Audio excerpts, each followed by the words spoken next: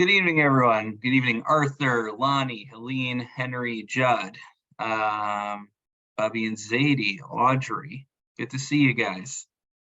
Okay. All right, while people are still logging in, if you want, we're on Chav Zayin Amabeis on 27B. And I'm still working out logistics, but you can already just start looking at your calendars. God willing, either Sunday, February 26th or March 5th, God willing, one of those two Sundays, I think would be ideal for us to have our CM, God willing, as Hashem, everything works out. February 26th sounds good. Okay, thanks. Well, I'll send out an email so I can get hopefully all the responses collected, but that's certainly one. Sounds like somebody's birthday. Okay, so very good, very good. So we find ourselves on 27B. So just an idea that I had, I know most of you folks are from what I understand, not on social media, but I was thinking it'd be nice, because if we're, God willing, about to finish a Masechta, it's always good to make a push for more of our friends to join us in this fulfilling endeavor. So I was thinking, actually, maybe we'll get some folks who are, from my circles as well, age range wise. We should have a whole range. Everyone in the community should be involved. So I wanted to put stuff on social media to kind of promote the class. I was thinking, it depends if you guys are savvy enough for this. I'll show you when I put one together. I wanted to do the days leading up to the CM to put on social media, kind of like photos of members of our class with their name and then a blurb of just like what they liked about learning Gemara at Shul. So then that way, it kind of puts a name to the face. People see like, oh, I see Audrey Wolstreicher's in the class. I see Lonnie Keene is in the class. I see all the, people who are in there. It'll encourage others to join. So that's something I'm thinking about. I guess the question is, if I send out a Google form and I ask you to attach a photo of yourself, if you feel confident that you're able to send that, I'll let you contemplate that in time. I could always just take a screenshot of everyone smiling here and crop out their photos. That's better. I'll figure it out. But again, putting stuff on the radar, because there's so many folks out there that like to get on social media and complain about things in the community. So I'm like, why can't we just create some positivity and promote all the good things that are happening? People should see that. Okay, so here we are. We're on Chav Zayin on the days. We're on 27B. We are on the third line, the Mishnah, all the way at the top. Just for what we should expect today, a little bit of a bird's eye view. First, we're going to have a brief discussion about selling a shul that serves a bigger population to a smaller population. Then I'll just do a general mute because I think it's background noise. Okay. So then we're going to have a little bit, this one's going to require a little bit more of our thinking hats, but it's definitely understandable. We're going to have a discussion about ribis, about collecting interest. So I know, Judd, you're very interested in the financial transactional laws. So this will be a little bit of a Nezikin kind of topic. We'll be talking about ribis. And then we're going to have some discussion about one davening, and if they need to relieve themselves, what the proper procedure is. And then finally, we're going to have start a discussion about various different Talmudic scholars, and they are going to tell us why they merited to live a long life, and they're going to list a number of Hanhagos Tovos, special practices that each of them had. I was just talking to someone at Shul whose distant relative was like a very big Talmud Chacham, Rabbi Feivel Cohen, and they were going to have Lucis. They were going to have this whole gathering at Chosen Island in the 5 towns, and he was going to actually come to the party. But then the mashgiach there changed that night, and he was like makbid that if the mashgiach on site is not someone who I personally trained, because he was very involved in this, then I'm not going to eat there. And like no one, that's not something that anyone else could really be makbid on, but every gadol has their hakbadas. Like for instance, Rav Schechter, for reasonably so, he won't eat turkey.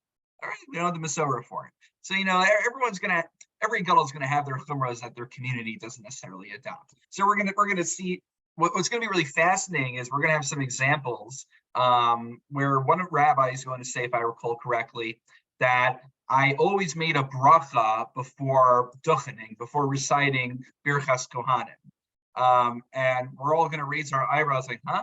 What's so special about that? Like, don't all Kohanim make a blessing before the blessing of the Kohanim? So we'll see. It's going to be interesting to see what are considered a really good example, just for the men here, wearing a yarmulke, by the way. So, I mean, in observant circles, it's standard that a man wears a yarmulke. But in back in the day, wearing a head covering was originally a midas chasidus. It was originally a pious practice. So it's really fascinating to see how certain things were pious practices back in the day. And it's always interesting, by the way, because we have this concept of Yeridas Hadoros, the diminution of the generations, that with each ensuing generation that's further and further from the Torah being given at Sinai, we are, but dust of at the feet of the previous generation. So it's interesting to see, though, how what were considered the pious practices of the previous generation are now the standard practice for the current generation. So how do we make sense of that? I don't have a clear answer, but that's some interesting food for thought we're going to have raised, God willing, at the end of this year. So without any further ado, let's jump on in to the Mishnah. Ein mochrin es shel rabin liyachid difnei shemoridin oso mikdushaso divi Rabbi Meir.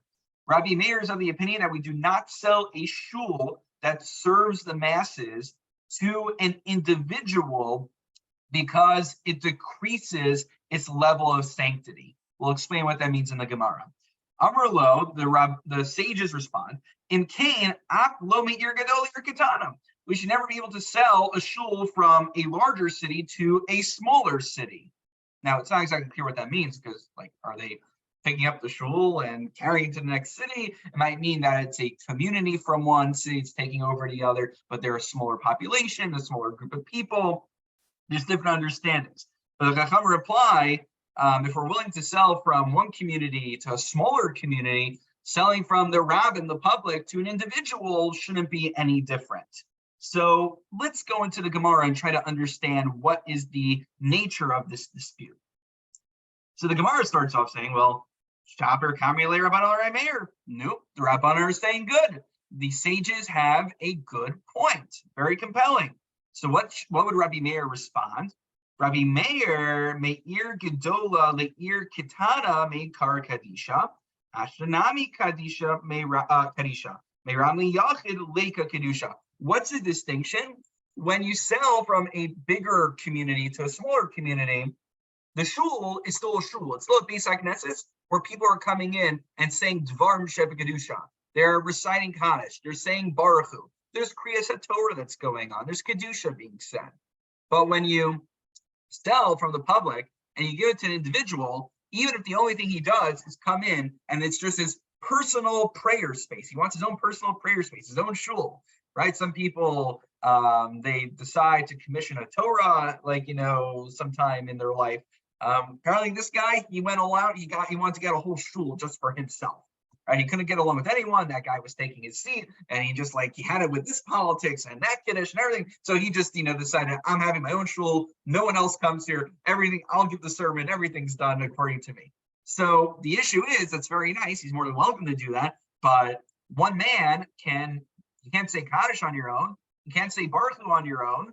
You can't say Kedusha on your own. So that means this building is no longer being used for the same sanctified purposes as it originally was being used. That's what Rabbi Meir says is the issue specifically when they sell to a yachid, an individual. However, so what are the Rabbanan going to respond? It's a good distinction, I think, right? So the Rabbanan respond, Rabbanan,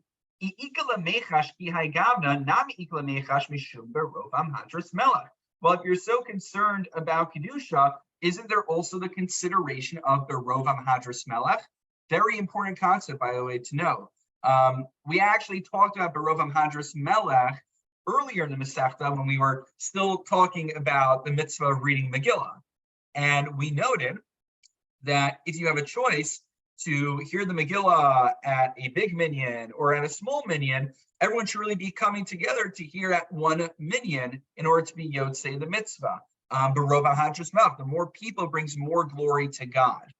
However, we did also note that, of course, if you go to a large minyan, where you are far less likely to be Yotzei the mitzvah altogether because of potential noise at a larger minyan, then of course it's more ideal to go to a smaller minyan where you are more likely to be Yotzei the mitzvah.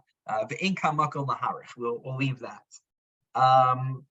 So the Chacham say we should be bringing Barom Hadras Melech in. And you should say, according to you, Rabbi Meir, selling from a larger shul, a larger community to a smaller community also should be considered a downgrade because it's a lack of Barom Hadras Melech. There's less glory being given to God in this building because there are less people who are showing up to shul. So that's the claim of the Chachamim. Again, Lefini Estaiti, I hear Rabbi Meir's distinction at the same time. I'm very sympathetic because there is a concrete difference between being able to say certain prayers or not versus saying the same exact prayers just with extra bodies in the room. So, that's the machlokes. That's the Rabbi? Yes, Phyllis. How about the fact that there might be a larger majority of people at a smaller place who are more sincere in their davening? Yeah, I don't want to start going out with a measuring stick trying to figure out who counts as what. But yes, it doesn't seem right. It Yes. doesn't seem right that numbers are more important than 100%. the essence. 100%. Clearly, it's clear to me, and based on our discussion about the Megillah, and it pertains to prayer in general, if you could go to a smaller minyan where they're not talking and it's a better, you could have more kavanah. I believe that clearly trumps going to where there's more people, but there's more talking and more disturbance. Happens to be, it doesn't always work out that way. Sometimes the larger minions actually the more well-behaved, but again, we're just talking a theoretical over here. Going to the next Mishnah. See, we already accomplished a Mishnah tonight. Next one. Next one is, we're going to be talking about, selling a shul once more. Rabbi Meir says that anytime you sell a shul, there is supposed to be a built-in stipulation that if the original seller regrets their decision to sell the shul and they want to reclaim it, they will return the money and then they will get their shul back. That's a built-in stipulation according to Rabbi Meir. I'm just gonna do a general mute. Just background, please. Okay. V'chachamim omrim mocher noso mimecher olam chutz me'arba dvarim l'merchot l'vorski l'tfil l'beis hamayim. One is allowed to sell, and it's an absolute sale. The seller cannot come back and try to buy it back.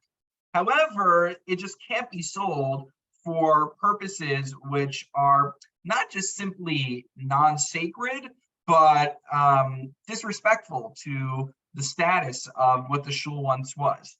And that would be, what would be considered undignified if it's a bathhouse, if it's made for tanning purposes, not for people tanning, that also probably be a problem, tanning hides, litvila besamayim for immersion, bathing, or for laundering. So any of those purposes would be inappropriate. Therefore, the shul cannot be sold for those purposes. However, Rabbi Yehuda has a great solution. Rabbi Yehuda Omer, mocher notzal l'shem chatzer, halakech masher yirtzeh. Look, we don't discuss what happens in the shul afterwards. You're selling the shul to the guy, and you know what? Let the guy decide what he wants to do with it afterwards. All right? So you're not saying, I'm selling the shul so it could be used as a bathhouse. Don't talk about it. The guy will decide what he wants to do later. You're not selling it so it could become a bathhouse. You're selling it to the guy who may then possibly decide to proceed and turn it into a bathhouse. But then that's his decision at that point. That's what Rabbi Yehuda says. Okay. Now, sorry, just got a little warm in here. I'm just gonna open up the window. Sorry. Okay. All right, back into the Gemara. Here we go. So if you recall, Rabbi Meir says that, all right, we're going to have two individuals here. I mean, the individuals might be representing parties as opposed to single individuals, but just to make the case easier. Reuven sells a shul to Shimon, okay? That's what's happening. Reuven can request the shul back at any time, according to Rabbi Meir, right? What's the issue? Rabbi Meir, how can Reuven, how can Shimon, who buys the shul from Reuven, okay, Reuven sells shul of an interest for Sharon. Reuven sells the shul to Shimon. Shimon now is using the shul. So the issue is, if Shimon bought the shul for, let's say, $1 million, $2 million, let's go with $1 million, just go with that. If the shul costs $1 million, right? So then what happens is Shimon not only gets $1 million back from Reuven when Reuven requests the shul back, what else does he get? He got 3 months of free rent at the shul because he's getting that exact $1 million back, plus all the time that he got to use it for his own purposes, right? People show out, I'm sure, significant money to rent shuls for their celebrations and random events. 3 months of free rent at this building, that's not too bad.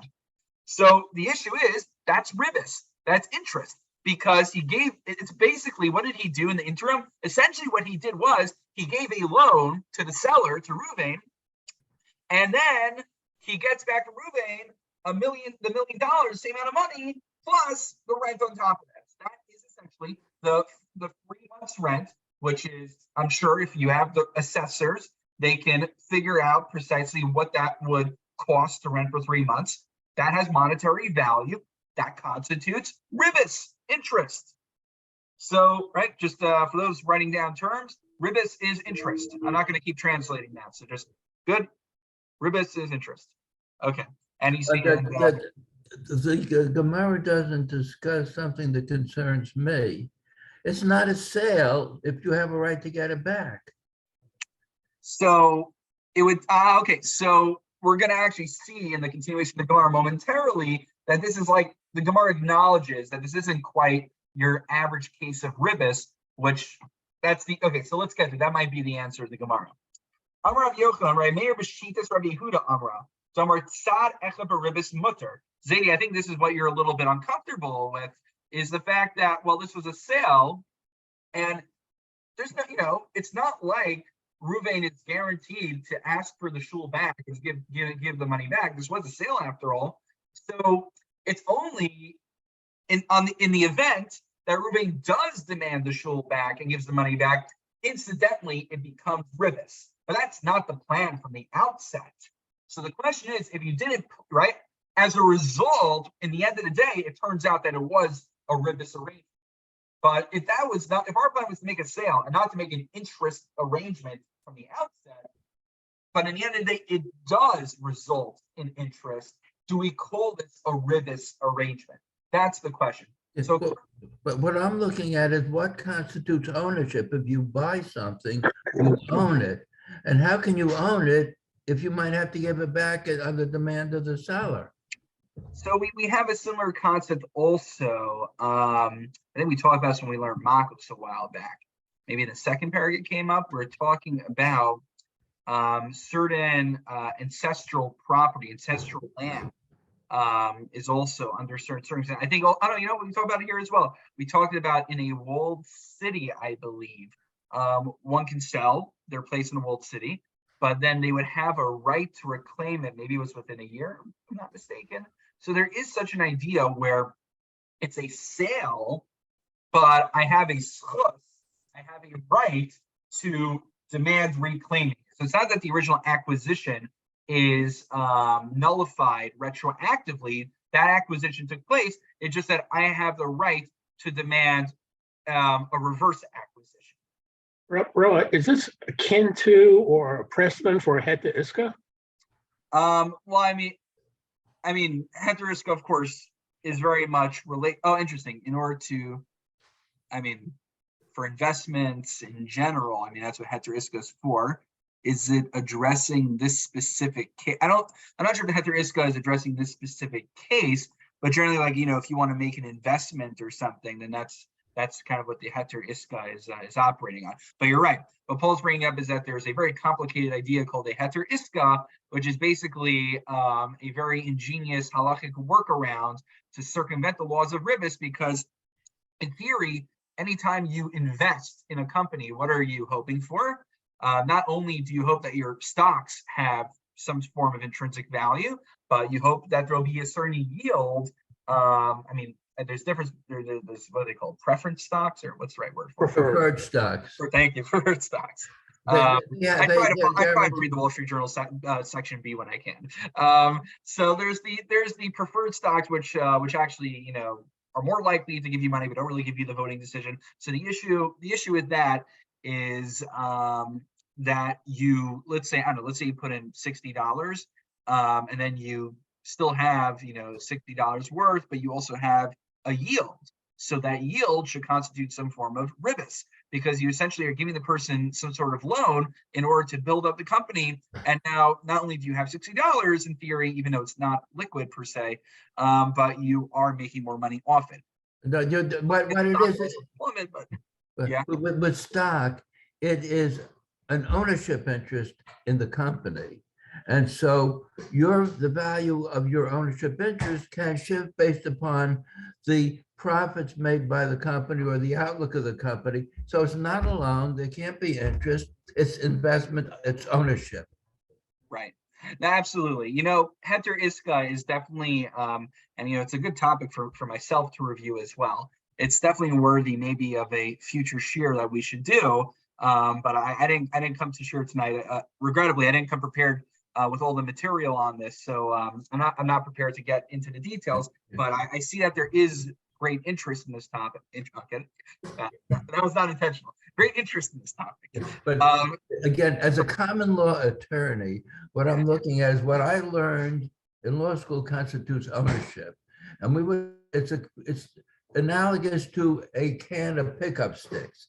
If you have all the pickup sticks, you own the whole thing. But each pickup stick represents an aspect of ownership. And if you don't have all of the pickup sticks, you don't fully own. So if you can be required to sell the property back for what you paid for it, you don't have all the indices of ownership. Right. So it's interesting. I mean, again, without having without having material on the tips of my fingers, this actually comes up not just from a financial standpoint halachically, but this actually comes to a head before Pesach. Let's say you invested in, I don't know, Nestle, right? Or is Nestle a parent company, or is it owned by someone? It's a parent company. Okay. I don't know, you invest in Coca-Cola, you invest in one of those major companies. So the issue is you have to sell your stock before Pesach. So the general assumption is that your stock is not really considered real ownership unless you have enough stock that actually gives you voting rights for the company. Once you have voting rights for the company, then you're considered to have actual ownership because you have rights to determining its future. So there might be a difference in terms of what we call ownership from that standpoint. It comes up Hilchos Pesach. Anyway, very good discussion, very worthy of a share into itself. Judd, I know you're waiting patiently here. You could go and then we'll continue. Is there any accounting for improvements that were made by the buyer that are now ripped away from him? So you're saying look, there's like inflation or deflation or? No, painting, fixing windows. He makes improvements to the property, and then it's taken away from him. And he's lost money. In the end above a comma, there's some mishnayos about that, I think, right?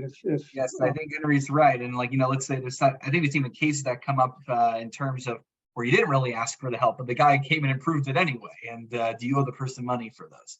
So yeah, okay. I know there was a suggestion put out. I don't know if the individual wanted to remain anonymous or not, that our next Masechta, our next Gemara that we do should be in Seder Nezikin, something that deals more directly with financial matters from a Talmudic standpoint. So in general, I'm going to put together a list of 2 or 3 potential next Masechtos for us. But of course, rather than me just come up with them on my own, if you feel very strongly one way or about another Masechta, please suggest it. I know this makes it hard for Seder Nezikin for the Masechtas people want to do, but we can keep it under 60 blot. That's probably advisable. But I realize that severely limits us. But okay, to be discussed. Okay, anyway, let's get into the case. Right? Let's just reorient ourselves. Again, Reuven sells a shul to Shimon. Reuven now demands it back. Shimon, in return, gets his original $1 million plus 3 months of rent. Isn't that considered ribbis? Well, Rabbi Yochanan suggests that Rabbi Meir, it holds like Rabbi Yehuda, who suggests Sad Echad Ribbis Mutter, since there's only a chance that it might lead to ribbis, this doesn't constitute a problem of ribbis. And where do we see this opinion of Rabbi Yehuda? In the following brisa, Tanya. So if Reuven, similar kind of case, Reuven lends, it's interesting. Here's more classic case. He's not buying, he's lending a money to Shimon. And so that he's lending money to Shimon. And Shimon gives as security, as collateral, he gives his field for Reuven to hold on to in the meantime. So the question is, can Reuven, it's a vineyard, let's say, can he pluck grapes from the field in the meantime? Can he benefit from it? So certainly the first opinion is, it's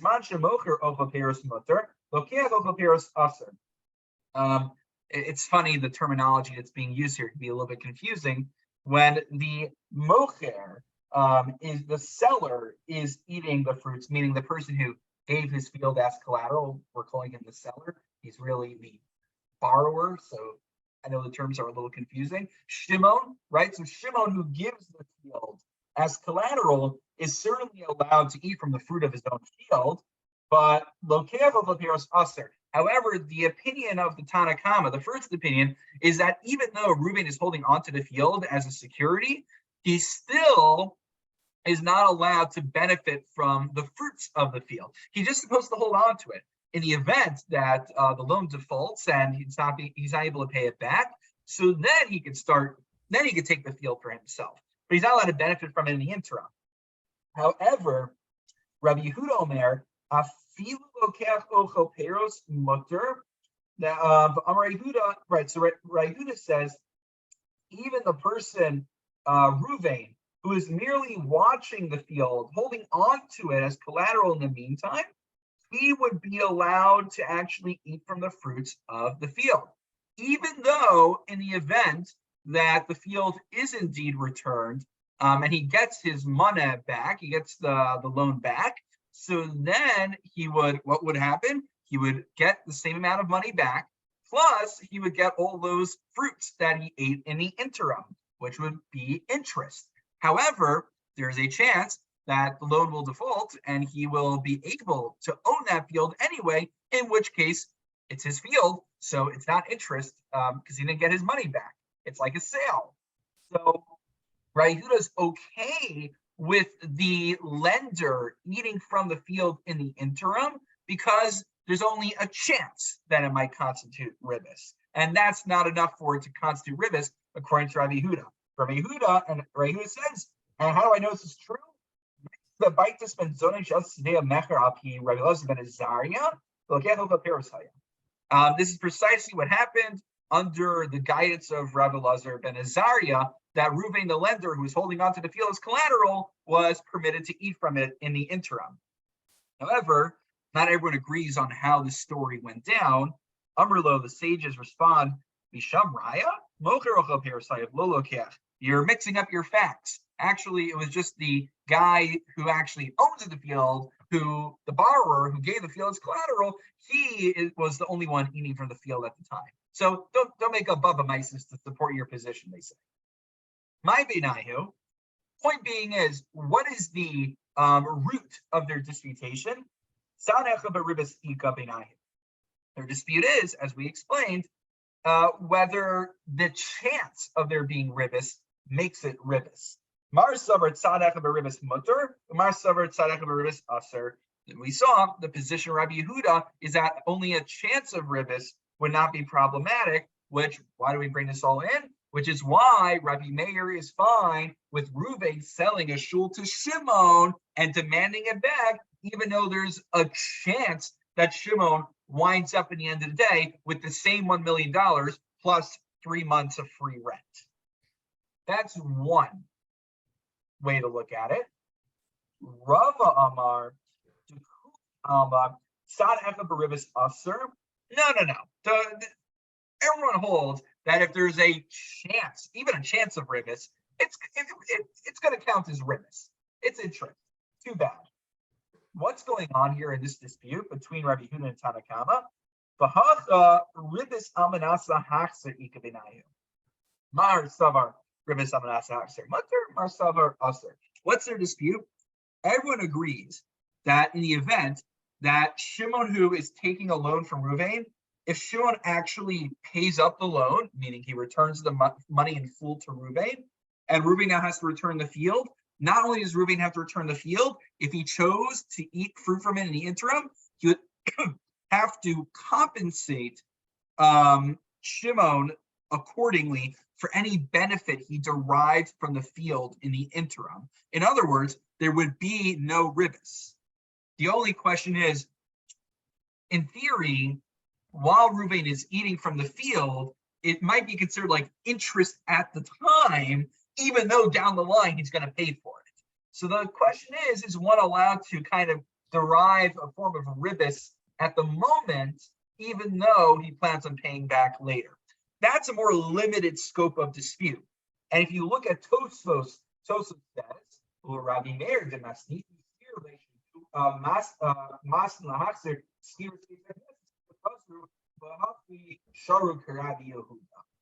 he says this is what according to Rava, that's Rabbi Meir's position in the Mishnah, that when one sells a shul to another person and then demands it back, the original buyer of the shul will actually also, in addition to the $1 million, tag on whatever, a few $1,000s worth of rent from the previous months that he was using the shul. So that would be two ways of looking at it. So basically what comes out of the end of the Gemara is that there are two ways to interpret Rabbi Meir. Either Rabbi Meir says that the guy gets 3 months of rent and returns the shul, and we don't call it ribis, or Einachinami, he returns the shul when it's requested of him, but he also is paying for the few months of rent that he had, so there is no interest in the end of the day anyway. Okay, that wraps up our discussion of ribis. I could see that there was a lot of interest in this kind of topic, and it gets me thinking about maybe I don't know if other folks are interested in these kind of topics as well. So I'll put it out there on a upcoming survey, God willing. Now, there's something else that interests me while you're discussing it. A lot depends, I would think, on when the loan is due in relationship to when the crop is going to ripen. Because I can see if the borrower can't access the crop because he doesn't have the field, and the lender can't access the crop because he might be getting interest, the crop's going to sit there and rot, and that doesn't seem to benefit anybody. That is a fair point. What this brings us to is a separate discussion, not separate, but related discussion, which also is a very important Seder Nezikin topic, which is, what do you call it? Why am I blanking? Basically, there's a discussion where that comes up in, was it Bava Kama, somewhere toward the beginning. I think did we talk about it in Makos? Essentially, there could be an idea where you rent, where someone's like has an apartment that's remaining idle and nobody is using it anyway. And the question is, if I squat and I just use their apartment and I'm not causing any damage to it, I'm just sitting in there, So zen henev zelo chaser. Thank you. I don't know how I blanked down on that. Zakat is zen henev zelo chaser, where I benefit and you don't lose out. So is that something that you can charge me for, where I benefited from you, but you didn't lose out on anything? You know, you have a flame and I warm myself by the flame. So I benefited from the flame, but you didn't lose anything. So, you know, I don't have to pay you restitution. You didn't lose anything. But on the other hand, I benefited from something that you have. So what do you do in a case like that? So very relevant. Zen henev zelo chaser, very relevant for a discussion. I don't know, let's say I log onto someone's Wi-Fi to use it. In theory, there, you know, when you go on a plane, for instance, you could pay for Wi-Fi or you could pay for an upgraded Wi-Fi. So there is a certain worth to internet access. So should you be, but you know, if I'm not using my Wi-Fi, no one's losing out if you use it. So, okay. Very We talked relevant. about that once Shabbos afternoon, I think. What was that? You talked about that Wi-Fi issue, but you know, using somebody else's Wi-Fi. Yeah. I think, you know what, I think we did it maybe Rosh Hashanah even. Yeah, maybe about a year ago. Yeah, the last Jewish year, you know. Very good. Okay. Thank you for reminding me. It's always good to know, you know. You have notes. Yeah. Somebody was paying attention. Just so long as like I know somebody actually remembers it, it means I can't repurpose it yet. Yeah. All right. Let's cover some ground, guys. It's 7:37. I will ask. I know we have so many thoughts and such good discussion. I'll ask that you give me about 10 minutes or so we can make some more progress in the Gemara. And God willing, when we wrap it up, we'll open up for some more questions. Here we go. The good news is that was the difficult part for tonight. So if you are still with us, there'll be smooth sailing from here, God willing. So remember, the rabbis were okay selling a shul, and no one could demand it back. That was just Rabbi Meir's own idiosyncrasy. However, they said, provided that the shul is not sold for something that would be undignified. Related to this matter, one is allowed to relieve themselves, to urinate in a place within 4 amos, within about 6 feet of where they davened. Amar Rav Yosef, my Kamashmalan, why did you tell me that? I can infer that from the Mishnah itself. Tanina, Rabbi Yehuda Omer, according to Rabbi Yehuda, I can sell the shul, and I don't have to stipulate what it's going to be used for. The shul could be used even for something undignified, according to Rabbi Yehuda. So, and even according to Rabbanan, who are more strict than Rabbi Yehuda and said a shul cannot be turned into something undignified, they only limited to a Beis HaKnesses, a shul, which, as we've established time and time again, has inherent kedusha to it. I will still be a kedusha low, but the 4 amos, you know, if I'm just going on vacation and in the middle of a hike, I decide to daven mincha here, it doesn't imbue this place with any sanctity. So if I'm done davening here and, you know, I'm on a hike, I'm on the side, and I need to relieve myself, there's nothing stopping me from using this place also. So there's no particular novelty to his statement that I couldn't infer from the Mishnah.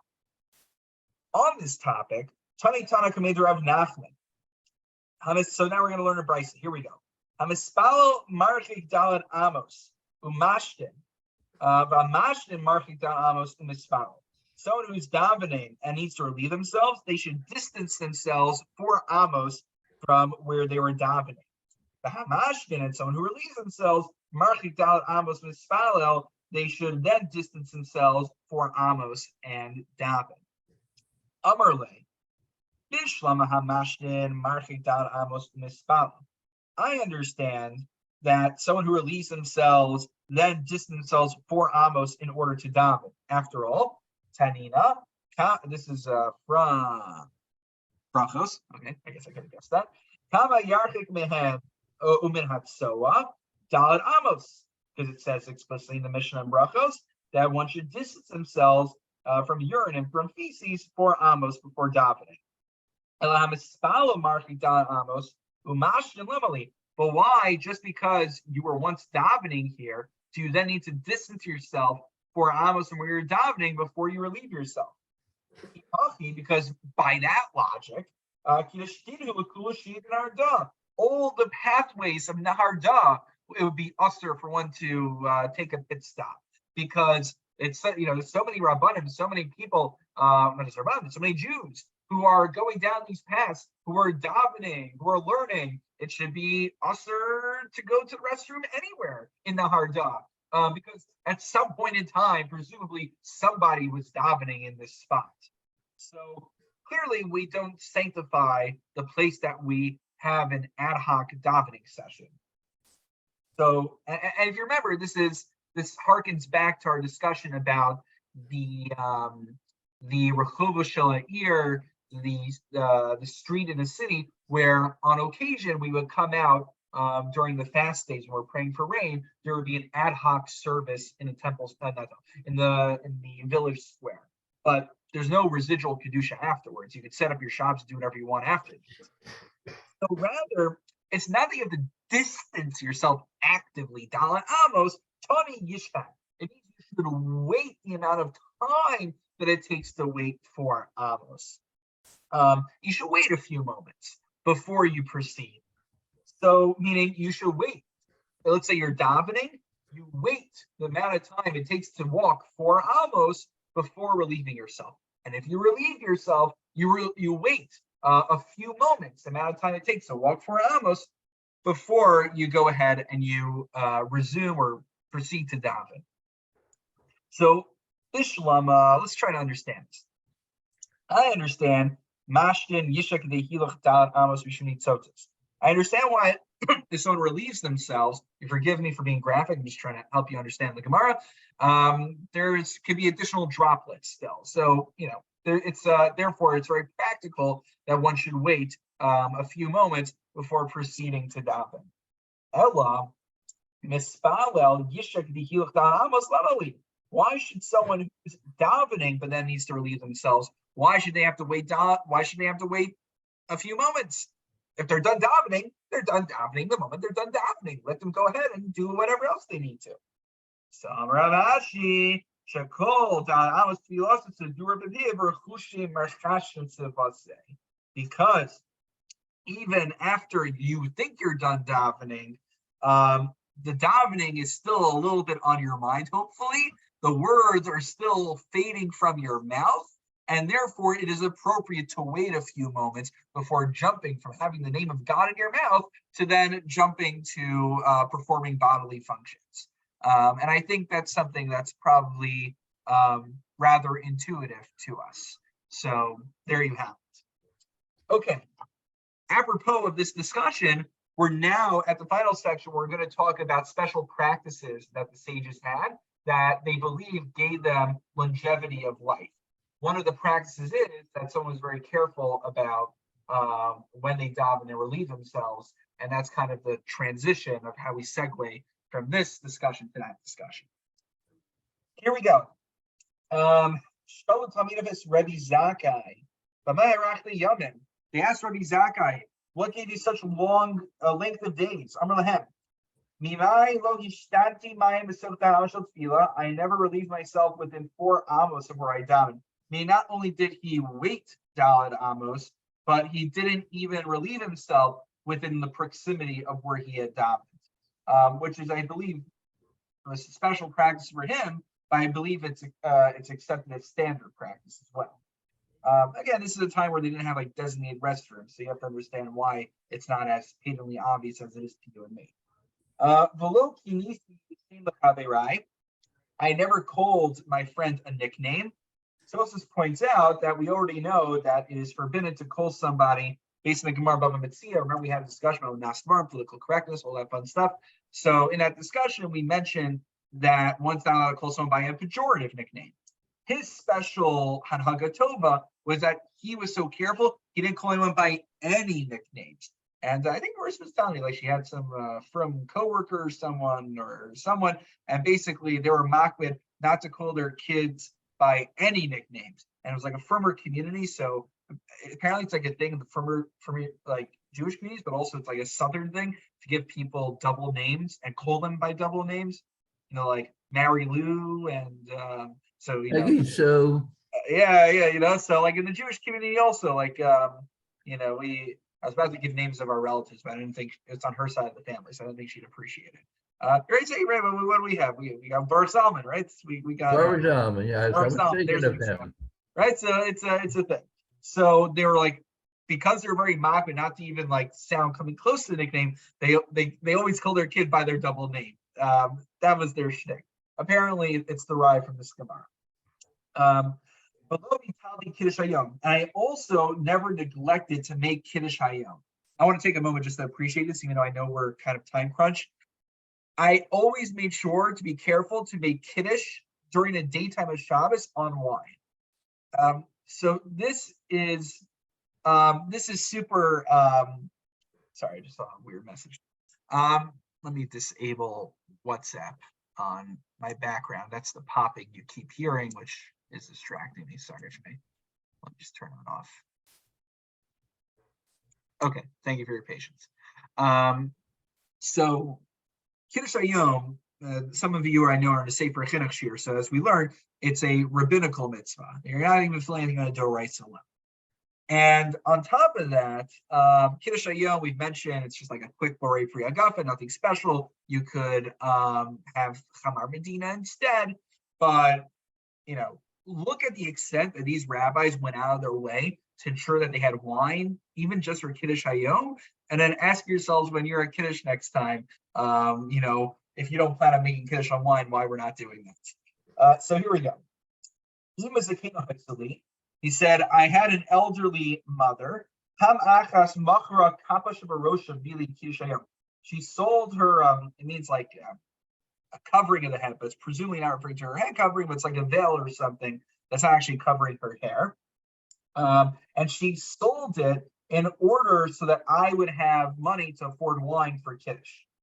Tana, and they talk. When she died, she bequeathed to him 300 barrels of wine. Pretty impressive. I only have one bottle of wine sitting in our house. I have nowhere near that.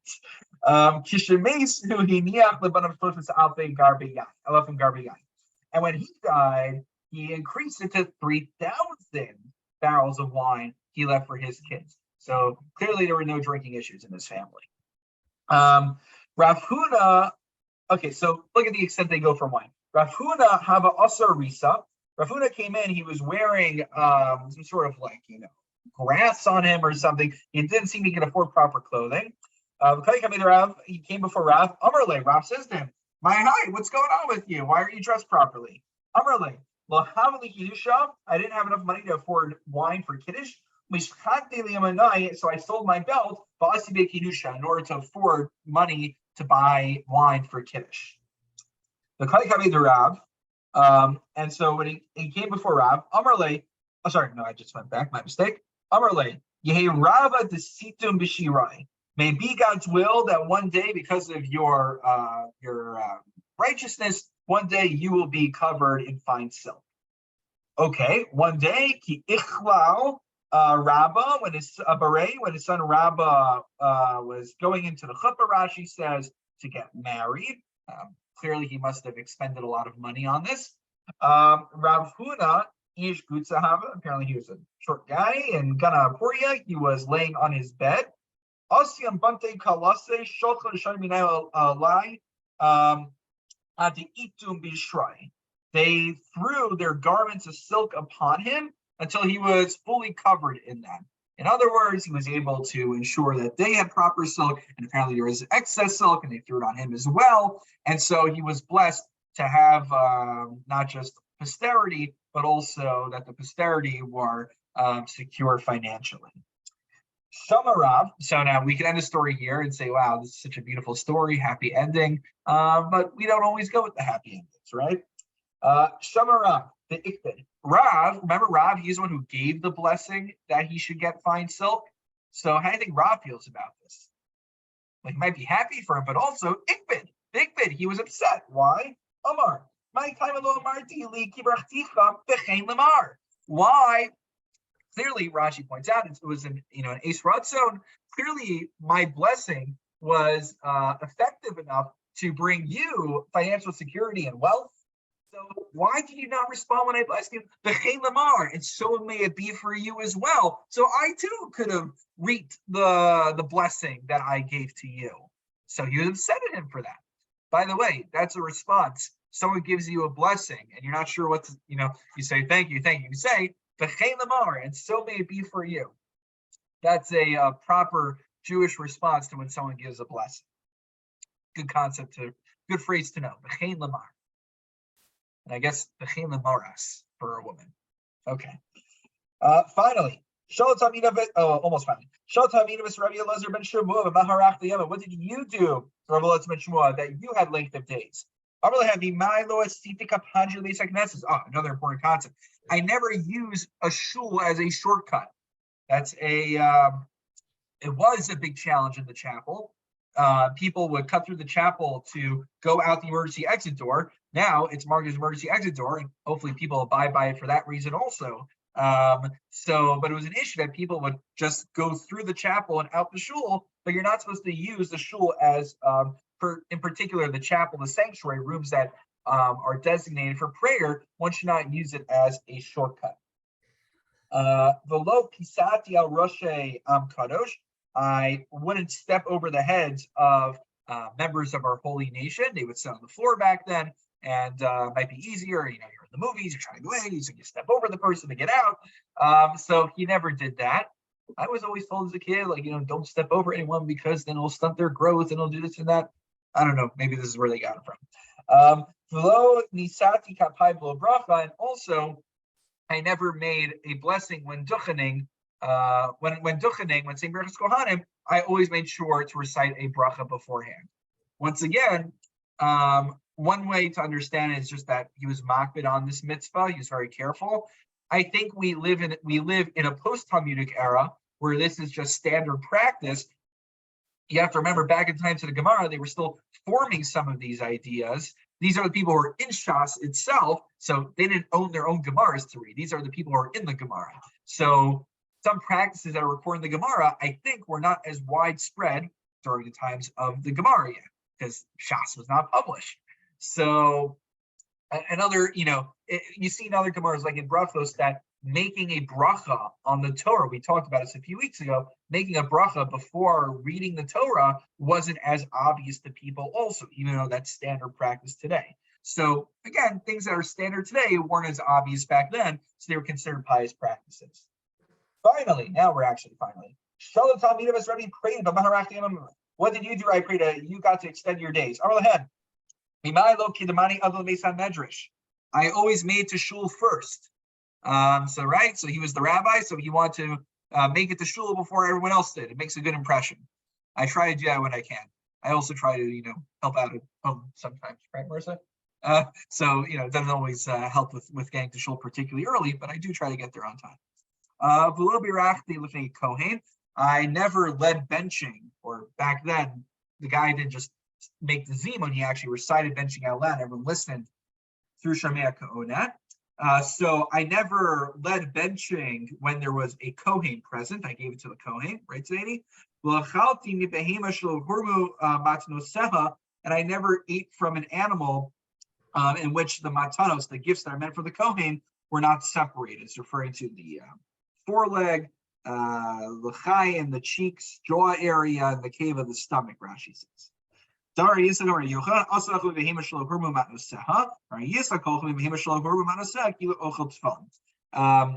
the position of Rabbi Yitzchak, apparently, that it's like tevel if someone doesn't separate these things from the animal before eating. However, if you're worrying about this, you shouldn't be worrying about this. We don't pass him like that. So in case you own any cows, don't worry. Finally, the Gemara questions, you never led benching in the presence of a Kohen. You say that as if that's a good thing.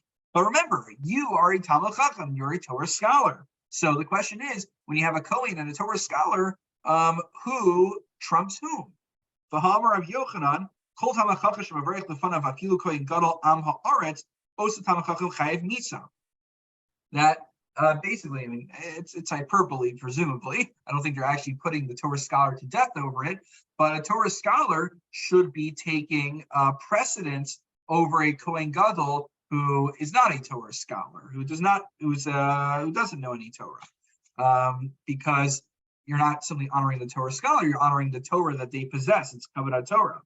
Shnemar, Avu Mavet. It says, all those who despise me love death. That's God speaking. Don't